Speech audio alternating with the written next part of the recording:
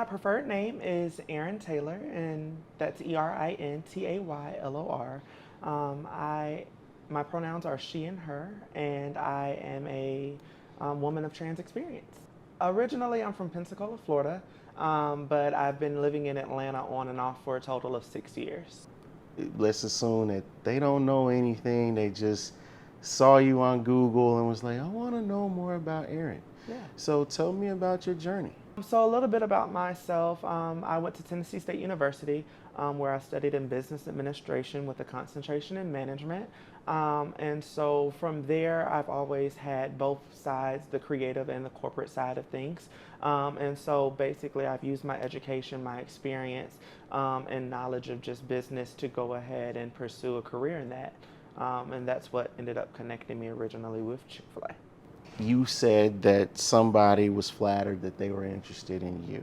Yes. And can you tell us about that journey? Yeah, so on my first day, starting the new job, I was a new hire, of course, excited to start my training and what I thought would be a long career path for me with the company. But unfortunately, that was not the case. For me, I was met with sexual harassment from the first day of me starting with the company. And how that came about with their training, even though I was in a place of management, my title was going to be Director of Operations with the company. And so even though I was hired to be essentially the general manager for them, you still have to learn the business. You still have to learn everything it takes to run that business. And so they brought me in and to do my training and to do, learn the ins and outs. And so a lot of the crew weren't aware of my position, weren't aware of my title. And so they did that purposefully just to bring about that comfortability with the staff. And there was a gentleman who was interested, as you stated, and he pursued me. He made it very known that he was interested, even sending other coworkers to come and speak to me on his behalf, saying vulgar comments, actually displaying physical acts of sex and what he would be doing to me, literally describing, what he would do to me sexually and the pleasure he would get from it. And, at the time, unfortunately, he was unaware that I was a trans woman, which made me even the more uncomfortable because we're already in a professional setting to where, this is inappropriate, right? And I did my due diligence to make sure. I went to him and said, hey, I'm uncomfortable. I turned down the friend who came and did the offers. And, all of these different things, I tried my best to keep this contained as possible, and it didn't work. And so it was one of those things where I did end up having to go to management, and, they ended up sort of telling and outing me, if you will, that I was a woman of trans experience, and I was met with the aggression, and that's sort of when the harassment, the bullying, and all of those threatening things started to happen. So when did you begin working at this particular Chick-fil-A in Decatur? Yeah, that was August of 2021, Okay. and I was employed until November 1st of 2021, so about 4 months. Absolutely. So tell us about the first time you addressed the situation. Who did you speak with and how was it received? With management or the individual or just the first time in general? Start with the first time and then with management. Perfect. Mm-hmm. As the day, literally on my first day, I turned down the gentleman who came and spoke for his friend, hey, my friend is interested in getting to know you. And, he kept badgering me, until the point to where even other coworkers were seeing how uncomfortable I was. And they stood up for me. Some of those women stood up for me, and I'm appreciative for that. But, for them to make the comments, okay, she doesn't want you, or she doesn't want him, and, leave her alone, she's uncomfortable. So for those things to take place first. And then, just thinking as the day went on, like, this is not only just, this situation, but this is my career with this company. So I need to make sure that this stops. I don't want anything further to develop from this situation. So I went to the individual. I came to work the next day a little early, purposefully to speak to him. And I said, hey, can I speak to you for a second? I just want to make sure that you know that I was uncomfortable with the things that were said. I didn't appreciate what was going on. Again, these things happen in front of coworkers who would eventually be my subordinates. These happened in front of management members who would be my subordinates or my peers. And so, I let him know, hey, I was uncomfortable. What you're saying is inappropriate and it shouldn't be happening in a professional setting. But in any case, when a woman says that she's not interested, no means no. And so he told me that he was understanding and, what have you, but the actions didn't stop. And this continued for about a week.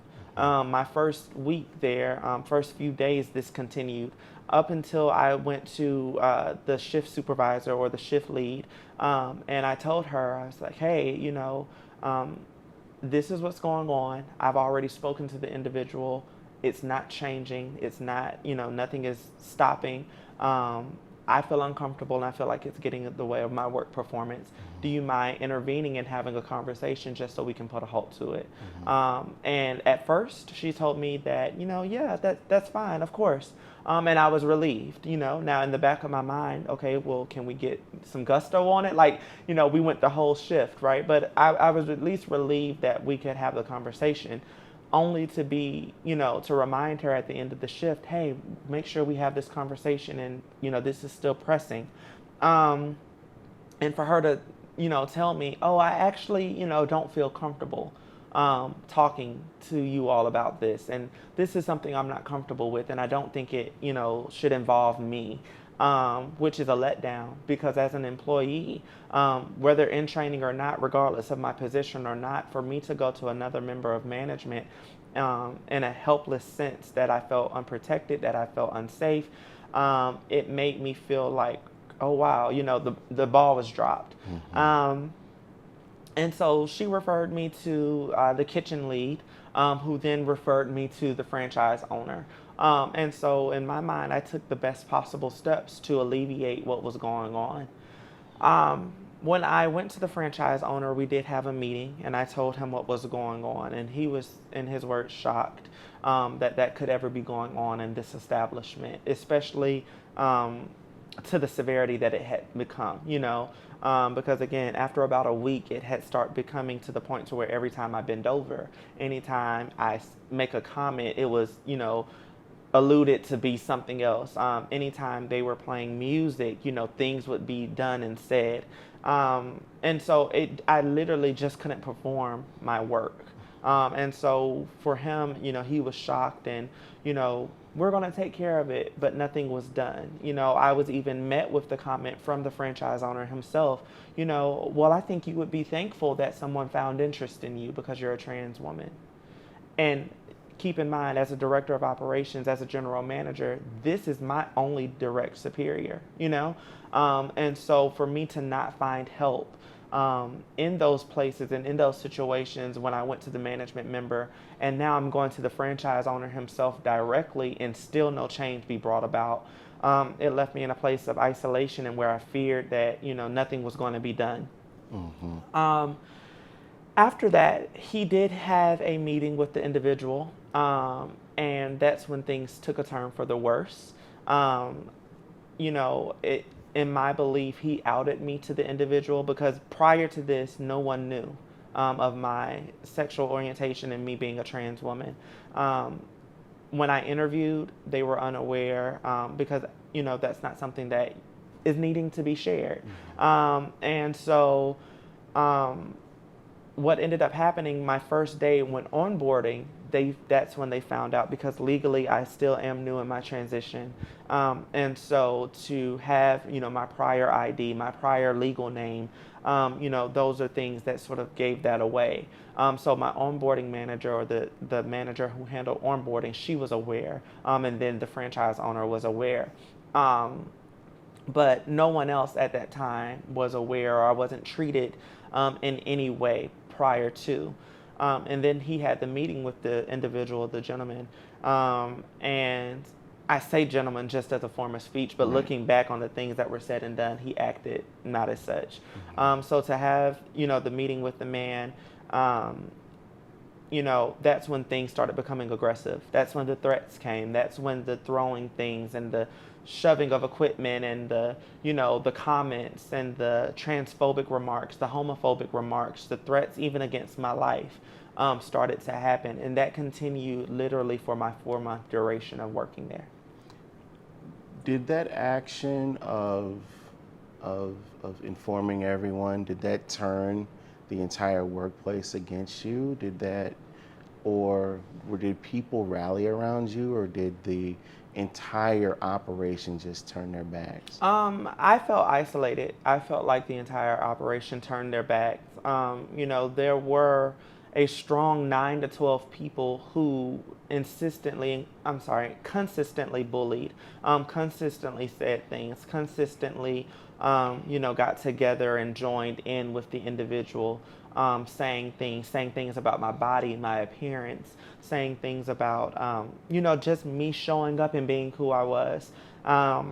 And, although, Chick-fil-A in our location, we typically have between 35 to 40 people. So when you hear 9 to 12 actually doing these things, you would think that the other remaining would speak up, would say something, and that wasn't the case. And every day to come into a place where you're not only targeted, but, these things are being said and done against you. 9 to 12 people every day in different settings and different groups. It's a lot. It's a lot to take on. Mm-hmm. So after that happened, tell me about the day you left the company. Right. There have been several reports that said that you were let go because you walked off the job under protest while you're on the clock. You say differently. Can you break down what happened with that? Absolutely. Mm-hmm. So, again, this is almost every day, if not every day, every other day, or every 2 days that something like this is happening. A remark is being made. Something sexual is being said. I'm getting, talked about my body, about my appearance. It's all of these things continued and snowballed for a course of 4 months. My character was assassinated. Things were said and being done to make it appear as though I was just this individual, and that didn't represent who I was. And so I came to a breaking point, which I think we all as humans come to at some point. And I came to that breaking point to where I went to a member of management and I said, I just can't do this anymore. I need to speak with the franchise owner and we have to find resolve. I don't feel safe. By this point, I've already called and threatened to call the police on said individual, and nothing was done. I was even coached by the same member of management to say that maybe that was a little excessive, that I had to call the police or threatened to call the police, not at all validating my feelings, protecting me, my peace, my sanity in the matter. So literally, I told her, by no means am I resigning. By no means am I walking off the job. By no means am I quitting or looking to relieve my job duties. I just need to find resolve in ways that we can make this better, not only for me, but other LGBT who might come and be employed. And so, she said that she understood and she shared my sentiment. And, unfortunately, that wasn't the truth. I know sometimes the narrative may get changed. I had permission to leave that day. This was a full conversation that we've had for about an hour to an hour and a half, letting her know that I wanted to speak to the franchise owner again, and he wouldn't be available until the next day. And so because of the level of discomfort, me feeling unsafe, different things of that nature, I was granted the access to leave. That evening, however, I was involved in a car accident, which I did have medical clearance to be gone out of the franchise or the location for those 3 to 4 days that I was missing. And that's all medically documented, and I can prove those things. And I provided those things to them as well and kept them updated as things were taking place and going on. Even when I came back, my car was damaged, so they had the proof that these things were going on. But before there was a conversation, before there was any type of resolve or trying to come up with any solution, I was met with, the retaliation and the irritation of what was going on and me making these complaints. And unfortunately, at that time, served with a termination notice. Now, again, mind you, a person of my position and status within the company that I was hired for, having to leave is not something uncommon. I can't think of many general managers or many people in leadership who, if they have an emergency come up and they need to leave, where they're penalized to the point of termination. And so for me not to have a record, for me not to have any type of disciplinary actions taken against me, and then I met with this, it just seemed like to me the perfect opportunity for them to retaliate. Mm-hmm. The fallout after you leave, what has life been like for you? Has there been any traumas, continuing or lingering traumas that you may have expressed in the lawsuit, or just in your personal life? Have there been any traumas that have continued to linger on after these consecutive incidents? Definitely there has been, and forgive me in advance if I get a little emotional because it still is fresh. But I think three of the biggest things that have stuck with me would, one, be the fear. Unfortunately, as I was sharing with my attorney even today, last year alone in 2021, over 357 trans people, or people who identify as trans, whether that be male or female, have been murdered, and so the fear of that, and to think that I was this close for that to be a reality for me, and in some senses, it still was an attack against me being a trans woman. It just didn't go to the extent of murder, and to think that that was even a possibility, to hear the threats of I'll F that B up and I'll kill that MF. That's a legit threat. And to think, we don't know what someone's capable of. We don't know who someone is in a moment of rage, in a moment of anger. And that could have literally been the outcome for me. So I definitely, even with me sharing my story and coming out and speaking out, that fear is a relevant thing for me that I focus on. I'm always looking over my shoulder, or looking in the car before I get in, or having to check my surroundings, or, I hear a loud boom and I'm jumping, or I grab for my purse, or, all of these different things, just because that is my reality, unfortunately. And we have to change the narrative, a couple of them, that, these women deserved death because they tricked someone. And that's not the case. A lot of times the story is told of these people who've passed, and they say, the story oftentimes is they tricked these gentlemen, or they done these, or, these women and trans men are dying because people just don't like the space they occupy and who they are, and the truth they're living. And that's what was, what I was met with, unfortunately. And again, I'm thankful that it didn't go to the point of murder for me, but, who's to say the next person wouldn't be as blessed or as lucky, And so the second thing that I definitely think sticks with me is the depression, the mental anguish that comes behind it. My life has been turned upside down because of this moment, because of these things that this franchise owner, this company, this brand as a whole continue to allow. And the reason why I say allow is because if you're not making a stop to something, you're perpetuating it. You're allowing it to continue, and nothing was done.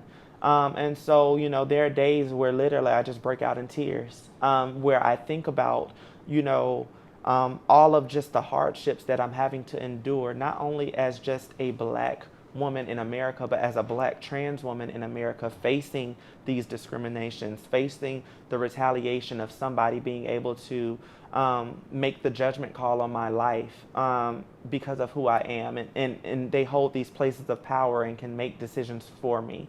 I struggle with that depression.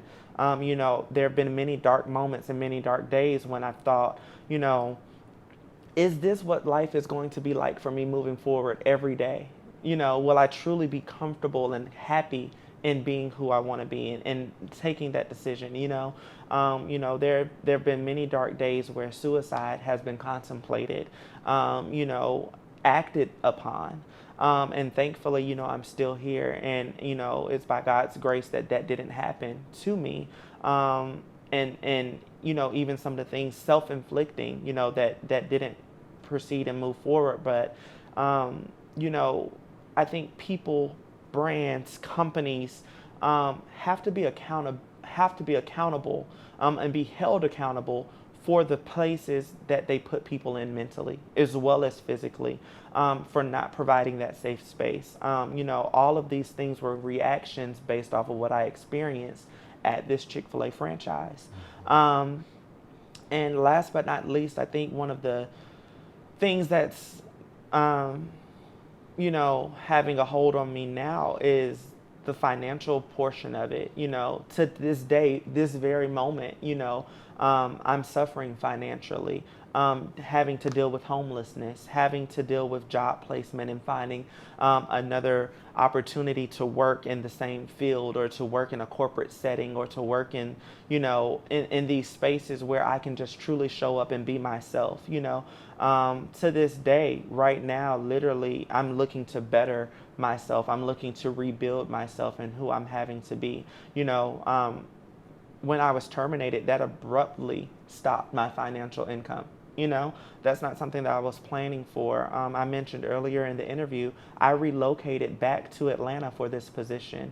Think about the climate of the economic structure where we are in America. This is at the height of COVID, so you're lucky to have a job at this moment. And then, financial, resources have already been drained and strained during that period. And so to be met with that, it's just one of those things to where I understand you can't cry over spilled milk, but I definitely want to make sure that I'm walking and talking and speaking in a place to where it brings awareness, not just for myself, but for anyone who looks like me, for those who don't look like me, whether that's, someone in the LGBTQ plus or whether that's on the heteronormative side. I want to make sure that I'm using my voice and my likeness to empower the next person, to make sure people understand that they can share their story, that their voice has power. Awesome. That's all I've got. Any parting words, anything you just, that's just burning, you just got to get off your chest for a second? I will say one of the things that I wanted to make sure and that I wanted to bring awareness to, which was sort of a hard and difficult thing for me even today. So I'm a little bit more casual, right? I don't have the hair, I don't have the makeup, I don't have the perfect lashes and the this and the that. And I wanted to do that purposefully because even in sharing my story, unfortunately, there is a thing called pretty privilege or passing privilege where people are more comfortable when you can adapt to who they are familiar with. I hear it many times that, oh, you're pretty, so it's okay. Or, oh, you look passable. I wouldn't have known that you were trans, and so I can't believe that happened to you. Or, you hear just all of these different things when it comes to who you are and who you decided to live as and your truth and what that looks like. And so I wanted to change the narrative and come as my most authentic self, as casual as possible, hair in a ponytail, to say, regardless if I show up in full glam or regardless if I show up with stubble and, whatever have you, that the message doesn't change. I still deserve this respect, and I still deserve to be protected, and I still deserve all of these different things. And I just don't want the message to be distracted or, to be caught off just because of some of those things. A lot of times we hear, just in the trans community, we hear from the outside, well, that doesn't make you trans because you haven't had a surgery, or you haven't started your hormone journey, or, I can still tell that you look like the sex you were born as, right? Those things don't change the fact of who we are. The moment I say I identify as this, that's what I should be respected as. That's what I should be valued as and revered to.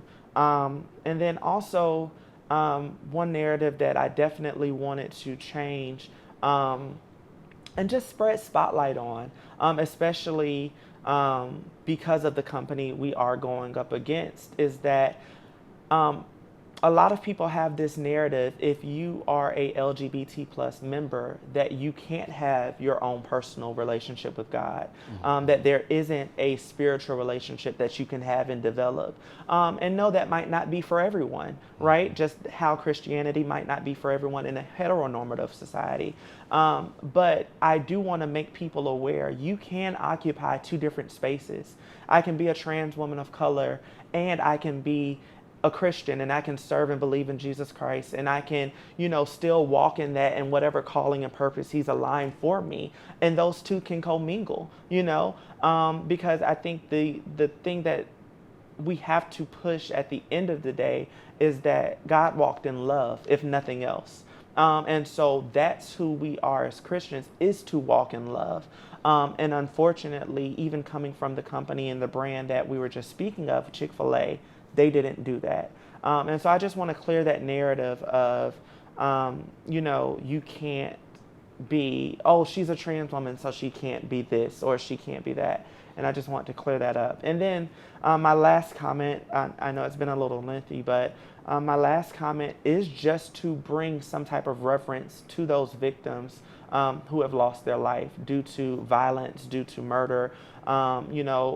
I stand with them. I don't know all of their names, right? But I do know the amount of people who have been murdered.